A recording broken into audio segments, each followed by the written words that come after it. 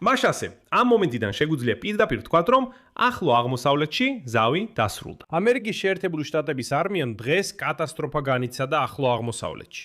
ჰორმუზის სრუტესთან ახლოს ამერიკული საბრძოლო ვერტმფრენი აპაჩი ჩამოვარდა. ეს არის პირველი შემთხვევა ამ ტექნიკის განადგურებისა ირანთან კონფლიქტის დაწყების შემდეგ. და აი დონალდ ტრამპმა უკვე განაცხადა, რომ ვერტმფრენი ირანმა ჩამოაგდო. და შესაბამისად ამერიკელები იძულებულნი იქნებიან უპასუხონ ამ თავდასხვას. იგულისხმება სამხედრო მოქმედებების განახლება. მაგრამ მიუხედავად ამისა, ამ ფონზე ტრამპმა ასევე დაანონსა, რომ ირანთან მშვიდობის შეთანხმებას უახლოეს დღეებში მოაწერს ხელს. ასევე აანონსებს ნავთობის ფასების მკვეთრ ვარდნას შეთანხმების ხელმოწერის შემდეგ. ამასთან ერთად ისრაელმა კვლავ განაახლა შეტევები ლიბანზე, ირანის მუქარის მიუხედავად, რომ საპასუხოდ დაარტყამს. აქ ექსპერტები ამტკიცებენ, ისრაელი და ირანი თითქმის ჩართეს აშეთ-შეშეთ დიდ ომში, სადაც გამოიყენებოდა სახმელეთო ძალები. მაგრამ ასეთი რისკი კვლავ რჩება მას შემდეგ, რაც დონალდ ტრამპმა ფაქტობრივად განაცხადა, რომ დიახ, სწორედ ირანმა ჩამოაგდო მათი ვერტმფრენი. შესაბამისად, ამერიკელებს როგორმე უნდა უპასუხონ ამაზე. ზოგადად ამ გამოშვებაში განვიხილოთ ახლო აღმოსავლეთში ომის გარშემო ბოლო ამბებს. ჩემი სახელი ალექსეი პიჩი, მოდით ერთად განვიხილოთ ეს თემა. მაგრამ სანამ დავიწყებთ, გთხოვთ გამოიწერეთ ეს არხი, დაალაიქეთ ვიდეო და დაწერეთ ნებისმიერი თქვენი კომენტარი ამ ვიდეოს ქვეშ. პრესგართად ცნობილი, რომ ჰორმუზის სრუტესთან ახლოს ამერიკული საბრძოლო ვერტმფრენი აპაჩი ჩამოვარდა. ეს არის პირველი შემთხვევა ამ ტექნიკის განადგურებისა ირანთან კონფლიქტის დაწყების შემდეგ. სამხედრო ვერტმფრენის ავარია ჯერ კიდევ ორშაბათს 8 ივნისს მოხდა. ამჟამად გრძელდება ინციდენტის გარემოებების გამოძიება. სულ რამდენიმე წუთით ადრე ამ გამოშვების ჩაწერამდე ამერიკელები იუწყებოდნენ, რომ ისინი აგრძელებენ გამოძიებას. იმის დასადგენად მოხდა თუ არა ტექნიკური გაუმართავობა, თუ ვერტმფრენი შეიძლება ირანული ცეცხლით ჩამოაგდეს. მაგრამ გამოშვების ჩაწევის მომენტში დონალდ ტრამპმა განაცხადა, რომ არმუზის სრუტის რაიონში ჩამოვარდნილი აპაჩის ვერტმფრენი ირანმა ჩამოაგდო. აშშ-ის პრეზიდენტმა დაამატა, რომ შეერთებული შტატები იძულებული იქნება უპასუხოს ამ თავდასხმას. შემდეგ მოჰყავს მისი ციტატა. ახლახან ჩვენი დიდებული ადამიანები მომაწოდეს ინფორმაცია. სამხედროებმა მაცნობეს, რომ წუხელ ირანელებმა ჩამოაგდეს ჩვენი ერთ-ერთი მაღალტექნოლოგიური ვერტმფრენი აპაჩი, რომელიც არმუზის სრუტეზე პატრულირებდა. ბორტზე იმყოფებოდნენ 2 პილოტი. ორივე ცოცხალია და არ დაშავებულა. მიუხედავად ამისა, შეერთებულმა შტატებმა აუცილებლად უნდა უპასუხოს ამ თავდასხმას.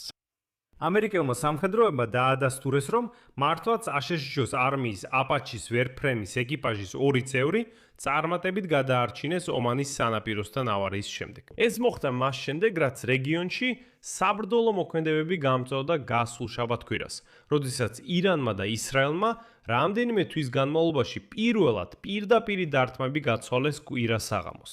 ამ ეტაპზე აშშ-ის სამხედროები აცხადებენ, რომ ვერტმფრენი რეგიონალური წყლების პატრულირებისას ჩამოვარდა და ჯერჯერობით უცნობია, როგორი იქნება აშშ-ის პასუხი. გავიმეორებ, რომ ადრე ეს ვერტმფრენები გამოიყენებოდა ირანული მცირე ზომის გემებზე დარტყმებისთვის, ირანის პორტების ამერიკული ბლოკადის ფარგლებში. ასევე შეგახსენებთ, რომ ამ დროისთვის ოფიციალურად აშშ-ში დაკარგა არანაკლებ 5 გამანადგურებელი, 7 საწვავის შემსები თვითმფრინავის სტრატატანკერი, სამაშოო საძიებო ვერტმფრენი და 20-ზე მეტი სხვადასხვა ტიპის უპილოტო აპარატი. მაგრამ არის შეგრძნება, რომ დონალდ ტრამპი შემოიფარგლება რაიმე არასერიოზული პასუხით, ან საერთოდ არ უპასუხებს ირანს. საქმე იმაშია, რომ აშშ-ის პრეზიდენტმა დღესვე განაცხადა, რომ ირანთან ომის შეწყვეტის შეთანხმება შეიძლება მიღწეულ იქნას 2-3 დღეში. მისი თქმით, მიუხედავად იმისა, რომ ახლახან მოხდა დარტყმების გაცვლა ისლამურ რესპუბლიკასა და ისრაელს შორის, შეთანხმება ახლოსაა. შემდეგ მოხვება მისი ციტატა. ჩემს წყალობით ისინი დათანხმდნენ შეჩერებას და ახლა ჩვენ ვიმყოფებით იმ პროცესის საბოლოო ეტაპზე, რაც ძალიან კარგ შეთანხმებად იქცევა. შეთანხმება არ მისცემს ირანს ბირთვული იარაღის მიღების საშუალებას და გამოიწვევს ჰორმუზის სრუტის გამბლოკვას, რომელიც გაიხსნება დაუყოვნებლივ ხელმოწერის შემდეგ. და ყველაფერი კარგად იქნებოდა. მაგრამ ეს მინიმუმ 37 შემთხვევაა ახლო აღმოსავლეთში ომის დაწყებიდან. 28 თებერვალს, როდესაც დონალდ ტრამპი საჯაროდ აცხადებს ირანთან მალე შეთანხმების მიღწევას, ან ამტკიცებს, რომ ირანი თავად ცდილობს შეთანხმების დადებას, 37-ჯერ 3 თვის განმავლობაში ტრამპი ამტკიცებდა, რომ ახლო აღმოსავლეთში მშვიდობა დადგებოდა ირანთან შეთანხმების ხელმოწერის შედეგად. მაგრამ შეგახსენებთ, პირველად ამერიკის პრეზიდენტმა ამის შესახებ 23 მარტს განაცხადა. ამტკიცებდა, რომ მხარეები თითქმის ყველა საკითხზე შეთანხმდნენ. უკვე მეორე დღეს ამავე ტრამპმა განაცხადა, რომ ირანს ძალიან უნდა შეთანხმების გაფორმება. შემდეგ კი თქვა, რომ თეირანი უბრალოდ ამ შეთანხმებისთვის ეხვეწება. 7 აპრილს ამერიკის ლიდერმა გამოაცხადა ზავი. აღნიშნა, რომ მხარეები ძალიან შორს წავიდნენ და საბოლოო შეთანხმებისთვის მხოლოდ 2 კვირაა საჭირო. ამ დროის განმავლობაში ტრამპი ამტკიცებდა, რომ არსებითი განსხვავებები თითქმის აღარ დარჩა. არსებითი განსხვავებები ძალიან ცოტაა დარჩენილი. ირანი ყველაფერზე დათანხმდა და ჩვენ უახლოეს 1-2 დღეში მივიღებთ შეთანხმებას. თუმცა მის მიერ მითითებულ ვადაში არაფერი მომხდარა. თუმცა უკვე 30 აპრილს დონალდ ტრამპმა კიდევ ერთხელ განაცხადა, რომ ირანის შეთანხმების გაფორმების სურვილით გვდება. ეს მისი ციტატა. მაისში მან აუხსნა არასწორი პროგნოზების სერია არა საკუთარი შეცდომებით, არამედ მოლაპარაკებების წარუმატებელი განვითარებით. აშშ-ის პრეზიდენტმა აღნიშნა, რომ ამერიკა ყოველთვის დარწმუნებული იყო, რომ ციტატა, ჩვენ ძალიან ახლოს ვიყავით შეთანხმებასთან, მაგრამ საბოლოოდ არაფერი გამოდიოდა. ამ ყველაფრის მიუხედავად, ტრამპმა დაარწმუნა, რომ ამჯერად ეს 18 მაისი იყო და სიტუაცია სრულიად განსხვავებულია. შემდეგ 23, 28 და 29 მაისს ტრამპმა კვლავ გაიმეორა იგივე თეზისები და დაჰპირდა, რომ აშშ-სა და ირანს შორის შეთანხმების შესახებ გამოაცხადებენ უახლოეს მომავალში.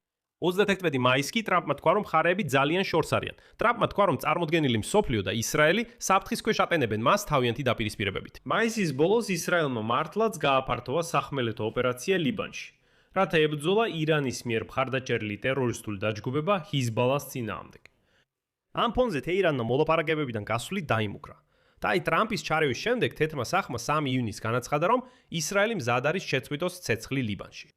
თუმცა 7 ივნისს სახალა დარტყმა მიაყენა ჰიზბალას ობიექტს დახიაში, ეს ბეირუთის მახლობლადაა. და მაშინ ირანმა რაკეტები დაარტყა რამდენიმე სამხედრო ობიექტს ისრაელის ჩრდილოეთში, რაც თვითდაცვის უფლება დაახსნა. და ისრაელმა საპასუხო დარტყმა მიაყენა სამხედრო ობიექტებს ირანის ისლამური რესპუბლიკის დასავლეთ და ცენტრალურ ნაწილებში. და აი 9 ივნისს ტრამპი 37-ად იმეორებს განცხადებას, რომ ირანთან შეთანხმება თითქმის მზადაა. შემდეგ კი გამოდის და ამბობს: მოусმინეთ, იქ ირანელებმა ჩვენი ვერტმფრენი ჩამოაგდეს, რაღაცით უნდა უპასუხოთ. და ამ ფონზე ახლა ვაშინგტონი ისრაელის ყველა წარუმატებლობაში ადანაშაულებს. ვიღოთ გუგსპელები 100 დღის შემდეგ, სხვადასხვის კონფლიქტის დაწყებიდან 100 დღის შემდეგ, ტრამპმა ვერ შეძლო ომის შეწყვეტის შეთანხმების მიღწევა და ბოლო 24 საათის განმავლობაში ყველაფერს აკეთებდა, რომ მისი სრულმასშტაბიანი განახლება აეცილებინა. ტრამპი რთულ მდგომარეობაში აღმოჩნდა. ერთი მხრივ ის აცნობიერებდა, რომ მის მთავარ მოკავშირეს ბენიამინ ნეთანიაჰუს პრაქტიკულად შეუძლებელი იქნებოდა ირანის სარაკეტო დარტყმაზე უპასუხოდ დარჩენა. მეორე მხრივ მას ეშინოდა, რომ საპასუხო ზომები სრულმასშტაბიან ომამდე მიიყვანდა. ტრამპმა ისრაელის პრემიერ-მინისტრსაც კი დაემუქრა, რომ ისრაელს ირანთან მარტო დატოვებდა. გარდა ამისა, როგორც დღეს გახდა ცნობილი, კვირას საღამოს ტრამპმა ნეთანიაჰუს დაურეკა და სთხოვა არ მიეღო საპასუხო ზომები და არ დაესხათ ირანს. ტრამპი ამტკიცებდა, რომ ან რამდენიმე დღეში ირანთან შეთანხმებას დადებდა, რაც დარტყმაც უბრალოდ ზედმეტს გახდიდა. ან შეთანხმებას არ დადებდა და ამ შემთხვევაში თავად უხელმძღვანელებდა ირანზე დარტყმებს. ნეთანიაჰუ არწმუნებდა ტრამპს, რომ ის მაინც ვერანაირ შეთანხმებას ვერ დადებდა, ხოლო თავდასხმაზე დუმილი სისუსტის გამოვლენა იქნებოდა. ამიტომაც უსაფრთხოების სამსახურის ხელმძღვანელსა და ისრაელის თავდაცვის ძალების სარდლებთან შეხვედრის შემდეგ ნეთანიაჰუმ თეთრ სახლს აცნობა თავისი გადაწყვეტილება დარტყმების დაწყების შესახებ. შემდგომში ირანმა და ისრაელმა ერთმანეთის მიმართ თავდასხმები მაინც შეწყვიტეს, მაგრამ ისრაელმა ლიბანზე თავდასხმები გააგრძელა. და ეხლა უკვე აშკარა ხდება, რომ აშშ-სა და ირანს შორის შეთანხმება კიდევ ერთხელ ჩავარდა. მაგრამ აქ ჩნდება სიახლეები, რომლებიც თუ დადასტურდება, ძალიან ძლიერად დააზიანებს დონალდ ტრამპის რეპუტაციას, რომელიც აკრიტიკებდა ბარაკ ობამას იმის გამო, რომ თითქოს, როგორც თვითონ ამბობდა, ნაღდი ფული პალეტებზე მიუტანა ირანელებს, რათა მათ 2015 წელს ბირთვული შეთანხმება დაედოთ მასთან. აი ესე. სააგენტო, რომელიც დაკავშირებულია ისლამური რევოლუციის გუშაკთა კორპუსთან, წერს, რომ აშშ-მ ირანს ნაღდი ფულით 3 მილიარდი დოლარი გადაუხადა იმისთვის, რომ ირანმა შეწყვიტა ისრაელის დაბომბვა. და რომ ეს ფული რეალურად ჩატანილი იქნა თეირანში.